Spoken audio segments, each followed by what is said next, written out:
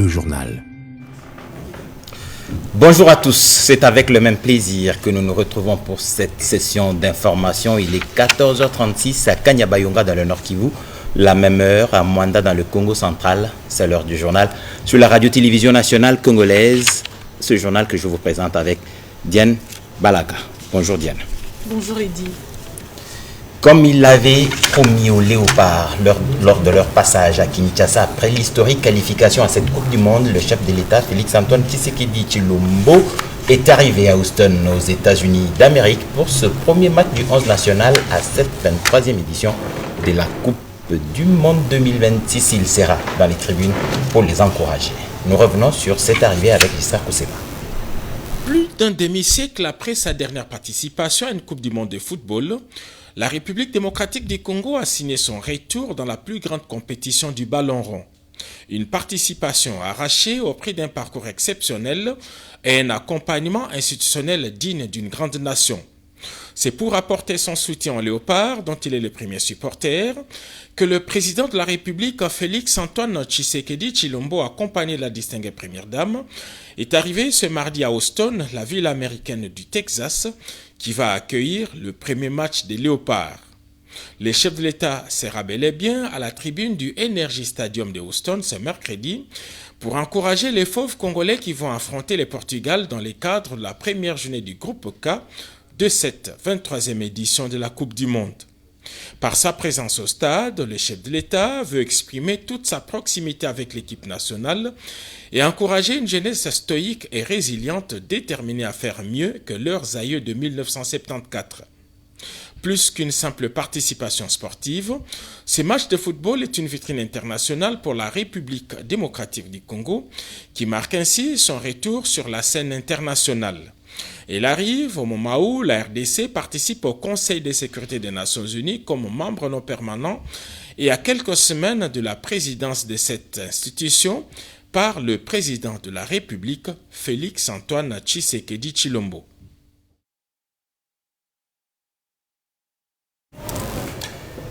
En nouvelle et en seconde lecture, la Chambre haute du Parlement a voté à l'unanimité la loi portant organisation du référendum en République démocratique du Congo. C'était hier, peu avant la clôture de la session ordinaire de mars. Sur les 89 sénateurs présents, aucun n'a voté contre, personne ne s'est abstenu.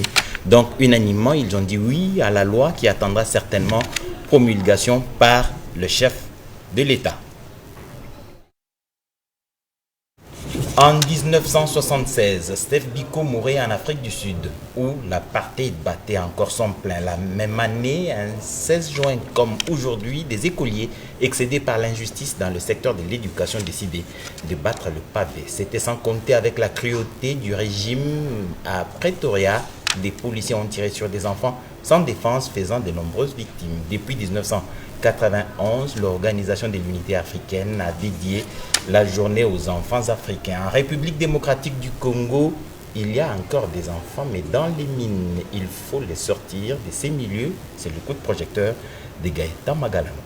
Le phénomène enfants dans les mines, une préoccupation majeure des ONG œuvrant dans ce secteur ainsi que du gouvernement congolais pour son éradication, car une fois dans les mines, les enfants courent beaucoup de risques, relate Jean Lengue, manager en droits humains et environnement dans une ONG. D'abord, ils courent le danger des éboulements.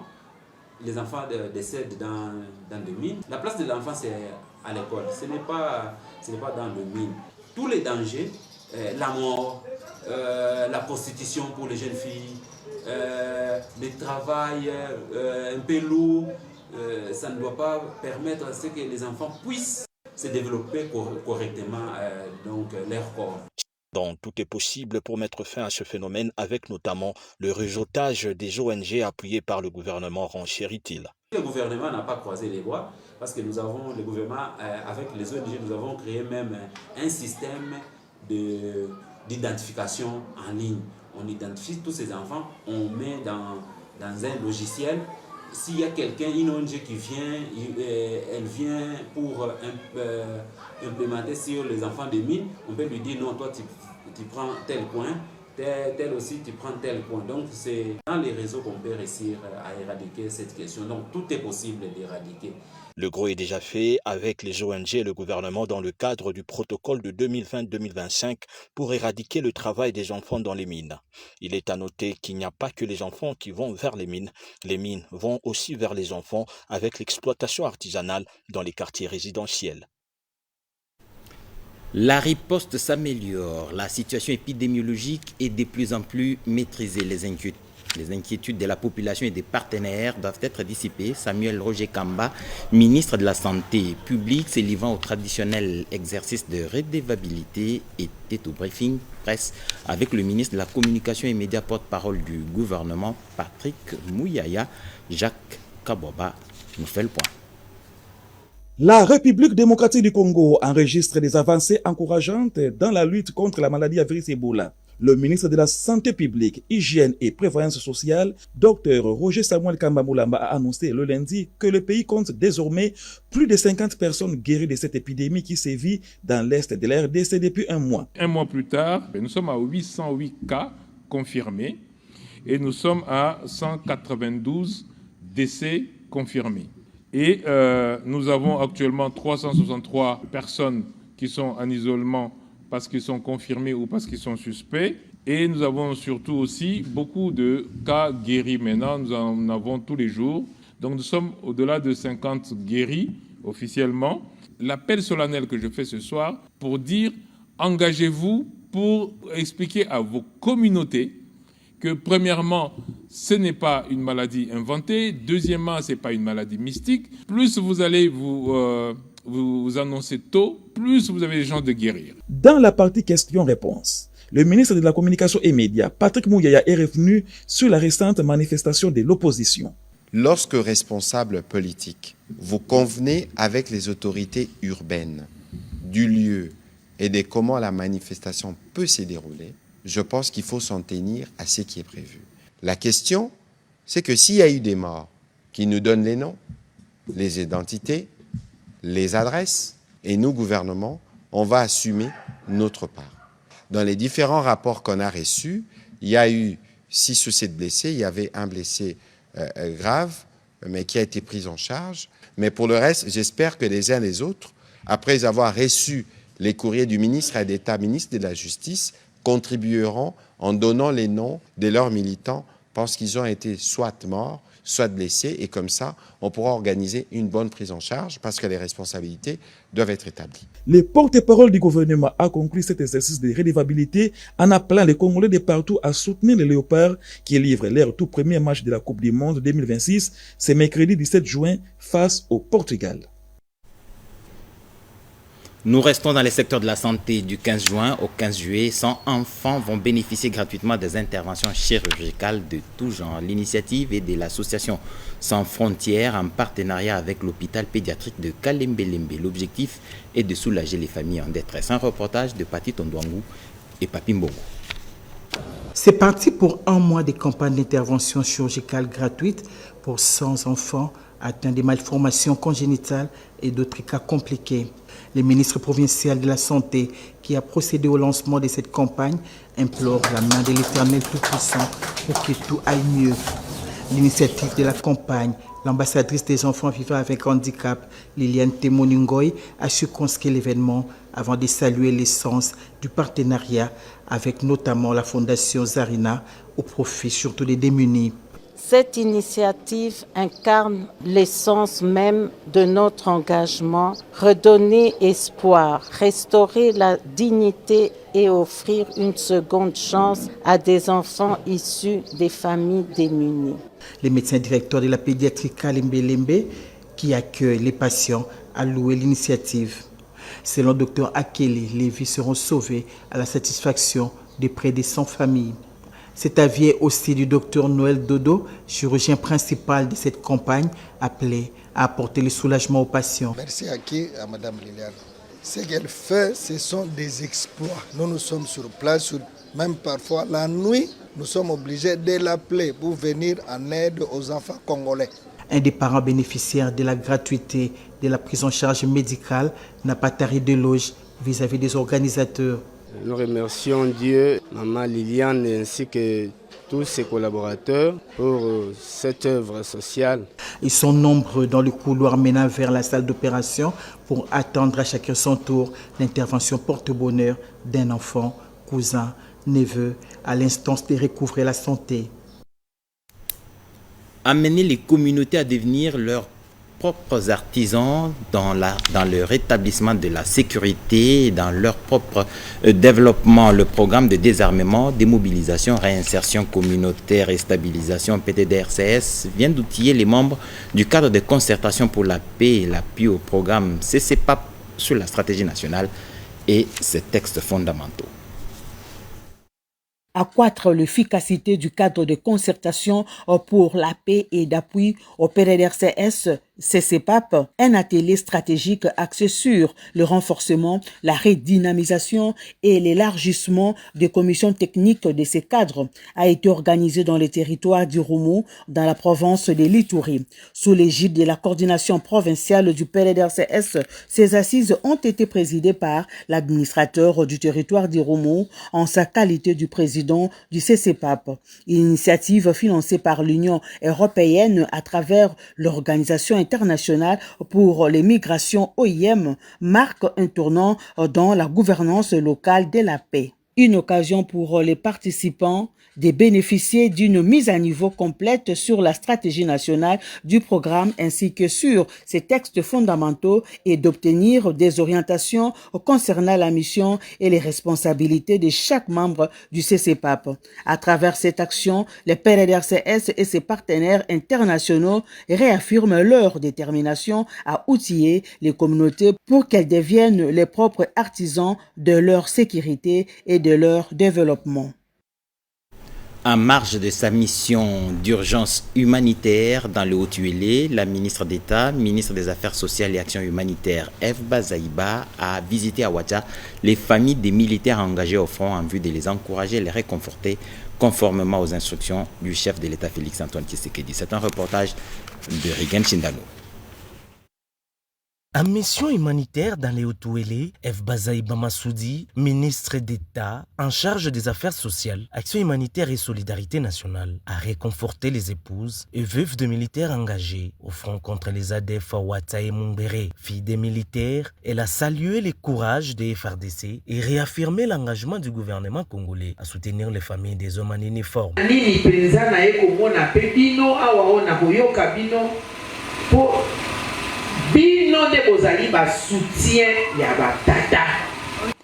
Je viens sur instruction du président, car vous êtes au centre de la quiétude dans les maisons des militaires. Voilà pourquoi le chef de l'État veillait au bien-être de vos maris. Azwaki mokani ya kobakisa mbano tomwa lifuta ya mapinga. Réunis au camp militaire Mambaya d'Issiro, les bénéficiaires ont présenté les doléances à la ministre pour transmission au président de la République.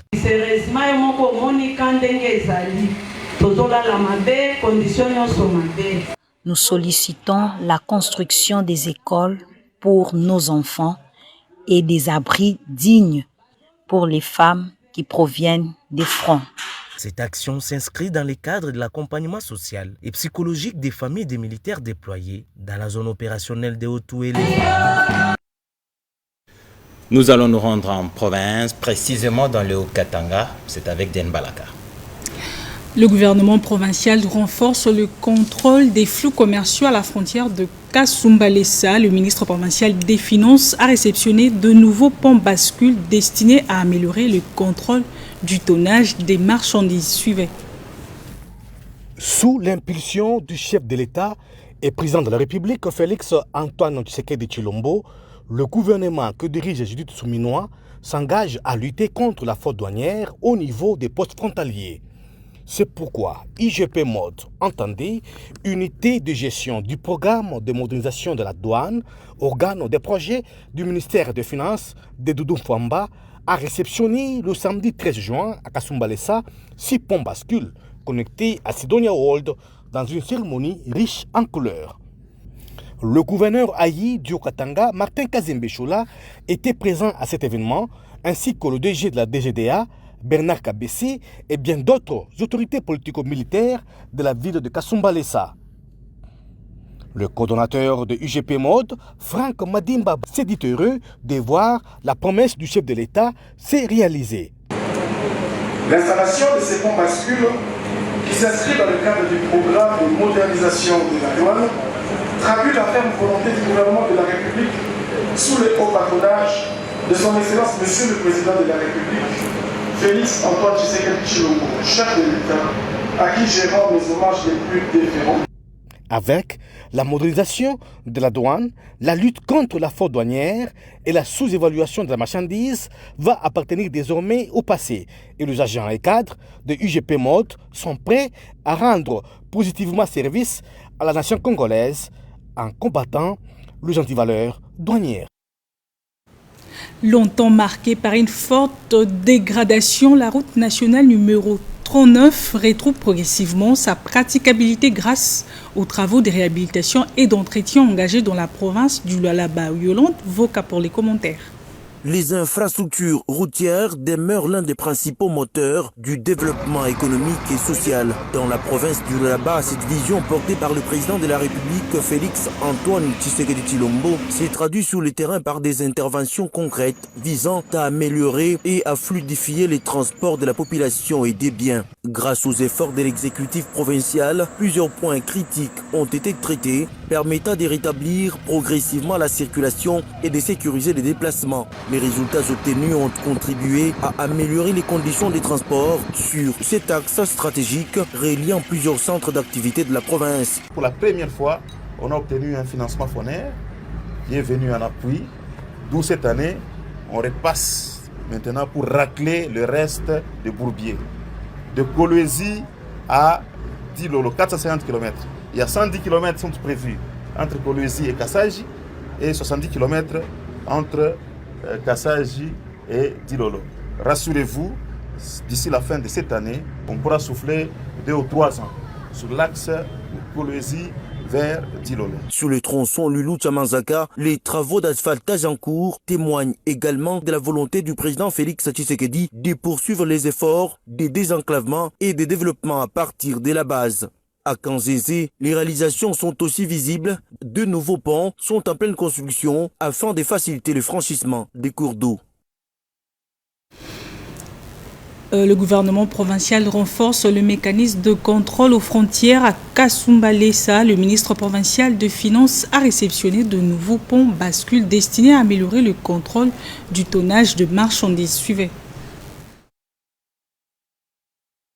Le 15 juin de chaque année est célébrée la journée internationale de la fête des pères. En plus du combat pour les droits de la femme, le monde entier pense aussi justice pour l'homme. La femme devrait être l'aide semblable et non pas devenir ou l'insubordonné de l'homme. Et pourtant, dans la loi matriarcale, la place de la femme, toutes ses qualités et valeurs sont bien reconnues. Certes, la femme est victime de plusieurs abus ou violences, mais il faut reconnaître que l'homme subit aussi des violences qui lui sont infligées par la femme. Aujourd'hui, l'action pour la lutte contre les violences faites à l'homme, ALVHF, une structure qui milite pour la protection de l'homme, montre au créneau pour défendre la cause des droits de l'homme qui, du reste, demeure l'équilibre dans la famille. Dans ces systèmes-là, l'homme a été toujours mis de l'écart et il était considéré comme un simple géniteur. Et la place était privilégiée à la femme. La société est divisée. On ne parle que des droits de la femme et de la jeune fille. Pour les hommes qui sont victimes de violences, l'ONG est en train de travailler pour l'encadrement psychologique de ces hommes-là. Qui dit émancipation, ça doit être l'équilibre entre le travail et le foyer. Satisfait de cette démarche et combat pour la protection de l'homme, les participants n'ont pas hésité d'emboîter le pas pour l'équilibre de la société congolaise, pourquoi pas celui du monde. Plus de 80 élèves finalistes orphelins des 3 communes de Kindu ont bénéficié d'un appui financier pour couvrir leurs frais de participation aux épreuves de l'examen d'État 2025-2026. Plus de détails dans ces reportages. Cette assistance a été offerte par la Fondation Georges Okanda dans le cadre de ses actions sociales en faveur des enfants vulnérables. La réussite de cette action repose sur le leadership éclairé du président du conseil d'administration de la Fondation, Maître Bernard Okanda. Prenant la parole à cette occasion, le directeur exécutif de la Fondation Georges Okanda, l'ingénieur Morton Djouma, a indiqué que cette initiative s'inscrit dans la mission de la Fondation qui consiste à soutenir les couches vulnérables de la population. Ce moment était un rappel de conscience pour vous dire que Dieu des orphelins et du pauvre Georges Okanda vous assistera jusqu'à la fin de votre parcours. Cette aide a été accueillie avec satisfaction par les bénéficiaires et les responsables des enfants orphelins. Ils ont salué un geste qu'ils considèrent comme un véritable soulagement pour de nombreuses familles confrontées à des difficultés financières. Tenons à remercier infiniment la Fondation Georges Okanda. La Fondation Georges Okanda vient de payer pour chacun de nous les frais de participation aux examens d'État, session ordinaire de l'année scolaire 2025-2026. La Fondation Georges Okanda est une organisation à caractère social et non lucratif créée officiellement le 17 décembre 2025 à Kindu pour pérenniser l'héritage philanthropique et les valeurs humanistes de l'ingénieur Georges Okanda Ungayashiko. Dans le cadre du renforcement du secteur agricole, le chef de l'exécutif provincial Mahmoud Banza a procédé à la remise officielle de 11 motos tout-terrain au chef des divisions de l'agriculture. Regardons. Le gouverneur du Olomami, honorable Banzamouloumé Marmo, a remis officiellement 11 motos neuves marque Cash Gold au ministre de l'Agriculture par intérim Stéphane Kanonge, une dotation du gouvernement central via le ministère de l'Agriculture, chapeauté par Moindo Zangui. La cérémonie s'est tenue ce vendredi 12 juin. S'adressant aux bénéficiaires, le chef de l'exécutif provincial, Marmo Banza, a insisté sur l'usage responsable. Nous devons tous reconnaître que nous avons fait longtemps dans cette province. Nous n'avons jamais eu ça. Si nous recevons ça aujourd'hui, c'est parce que nous avons un pouvoir qui connaît les Olomami, qui connaît les agents du Olomami. C'est grâce au leadership de son Excellence, Monsieur le Président de la République, Félix Antoine Tshisekedi Tshilombo, et son gouvernement qui nous connaît. Nous allons demander aux utilisateurs de savoir que ce sont les biens publics, on les utilise d'une manière publique. Ce n'est pas pour transporter le maïs ou les poissons. Le ministre de la Communication, faisant l'intérim de son collègue de l'Agriculture en mission, a remis à son tour les motos aux utilisateurs. Pour les chefs de division de l'agriculture, c'est un ouf de soulagement. Depuis des années, les manques de mobilité freinaient l'inspection et l'encadrement des paysans en milieu rural. Avec ces motos, il promet d'intensifier les missions des terrains pour booster la production agricole. Cette dotation confirme la capacité du vaillant gouverneur Marmo Banza à défendre les intérêts du Olomami auprès du pouvoir central. Les Lokolais refusent de laisser leur héritage s'effacer. Réunis en festival culturel, ils ont choisi de faire leur identité un levier de développement, d'unité et de solidarité. Cédric Kenina. Les Lokolais veulent écrire une nouvelle page de leur histoire. Réunis autour d'un festival culturel, les membres de cette communauté ont réaffirmé leur volonté de préserver leur identité, de renforcer leur unité et de promouvoir leur patrimoine culturel. Au-delà des danses et des traditions, cette rencontre a servi de cadre pour mobiliser les filles et fils Lokolais autour des projets de développement, de solidarité et d'encadrement de jeunes. Les organisateurs ont également insisté sur l'importance de la langue, de la cohésion et de la participation active de chacun à la vie de la communauté. Des préoccupations de notre communauté. Sans unité, on ne peut pas aller de l'avant. Sans amour, on ne peut rien faire. L'unité, la tolérance, le respect mutuel, et aussi le développement. Comme spécialité, c'est la pêche. Ils sont aussi vraiment doués dans la gastronomie. Le rendez-vous a enfin permis de lancer les préparatifs de la prochaine Assemblée générale et d'appeler les membres à soutenir financièrement les activités de l'organisation afin de concrétiser des ambitions sociales, culturelles et économiques. Après l'étape de Kasumbalesa, le gouverneur intérimaire du Haut-Katanga, Martin Kazembe, s'est rendu ce week-end dernier dans la commune de Mokambo pour solliciter l'adhésion de la population au changement de la constitution. Tony Mutung. La RDEV muscle sa mobilisation politique en campagne de sensibilisation sur le changement de la constitution. À Kapolo Égard, le nouveau secrétaire interfédéral du parti, l'honorable Samuel Kilolo Yumba, a appelé les militants à resserrer les rangs autour de Jacques Kiaboula Katwe et à soutenir la vision du président de la République, Félix Antoine Tshisekedi Tshilombo. Devant une foule mobilisée, il a défendu la nécessité d'une réforme constitutionnelle adaptée aux réalités actuelles, avant une marche de soutien au chef de l'État Félix Antoine Tshisekedi Tshilombo et au président national de la RDEV, ainsi qu'au processus du changement de la Constitution. La population de Kapoloé, est-ce que la Constitution est une Bible pour qu'on ne la change pas? Voilà pourquoi nous sommes ici pour vous demander de soutenir le chef de l'État. Le changement de la Constitution, c'est pour le bien de toute la population congolaise. Raison pour laquelle nous, dans notre parti, nous disons oui au changement de la Constitution. Une démonstration de force qui marque la poursuite de la campagne du parti dans le Haut-Katanga. L'actualité continue avec Edith Chala. Merci Idiane. Nous nous rendons dans le Haut-Katanga. Les Léopards vont livrer leur premier match du Mondial 2026 demain mercredi face au Portugal à Lubumbashi. Dans le Haut-Katanga, les forces vives dont Vision Fachi rénovée se mobilisent. La sélection congolaise fait son entrée à la Coupe du Monde États-Unis, Canada, Mexique face au Portugal de Cristiano Ronaldo.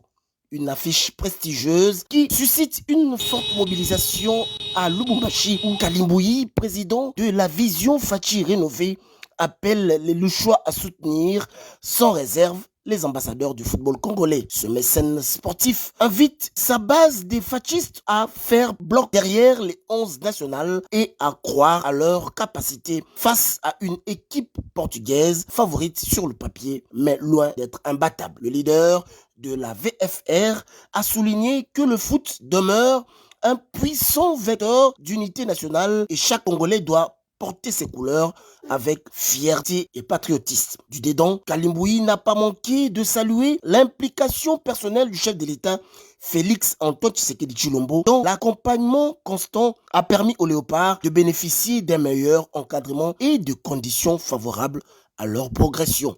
Selon lui, l'empreinte du président de la République sur cette équipe nationale est indéniable. À travers son soutien, il veut redonner au football congolais ce lettre de noblesse. À quelques heures de ce rendez-vous historique, Kalimbouyi a lancé un message d'espoir. Il y a tout un peuple derrière nos léopards, a-t-il lâché. Que chaque Congolais prie, encourage et soutienne notre équipe nationale, car, dit-il, l'histoire s'écrit aussi avec la foi de tout un peuple derrière son équipe. Le monde sportif congolais a joint sa voix à celle des autres pour souhaiter un heureux anniversaire au président de la République Félix Antoine Tshisekedi Tshilombo. Il a organisé plusieurs exhibitions sportives à l'occasion. C'est un reportage d'Alida Bonsei. Plusieurs centaines d'athlètes, pratiquants, vétérans ainsi qu'un public composé de sportifs et étudiants ont répondu présents à l'invitation de l'ASBEL, Léopard et Akamoko, dirigé par Freddy Lakumbo, pour célébrer le 63e anniversaire du premier sportif congolais, le président de la République, Félix Antoine Tshisekedi Tshilombo. Cette journée de réjouissance était marquée par deux temps forts. D'abord, les démonstrations et exhibitions sportives de plusieurs disciplines, notamment le karaté-do, taekwondo, le judo, le volleyball, ainsi que le nzango. Le second temps fort de la journée était marqué par le dévoilement de la mascotte dédié au chef de l'État et le partage du gâteau d'anniversaire dans une ambiance festive. Oui, je suis très satisfait. Je suis l'homme le plus heureux ce soir parce que pour moi, Dieu nous a gardé les chefs. Il vient de totalité 63 ans. Ce n'est pas donné à tout le monde. Et c'est une grâce particulière. Et donc nous avons célébré, nous, les sportifs, nous avons cru en ce qu'il fait. nous croyons davantage à ce qu'il fera. Voilà pourquoi nous avons dit à tous, c'est bon. Cette célébration a également servi de cadre pour adresser des messages d'encouragement et des ondes positives aux léopards de la République démocratique du Congo engagés à la Coupe du Monde 2026. Un concert populaire animé par l'artiste musicien Borel a agrémenté la cérémonie. Mesdames et messieurs, ce journal est terminé. Merci de l'avoir suivi et bonne suite des programmes sur la radio-télévision nationale congolaise. La prochaine édition du journal, ce sera à 22h30 dans l'entretemps la soirée va rester sportive avec la diffusion des matchs de la Coupe du Monde.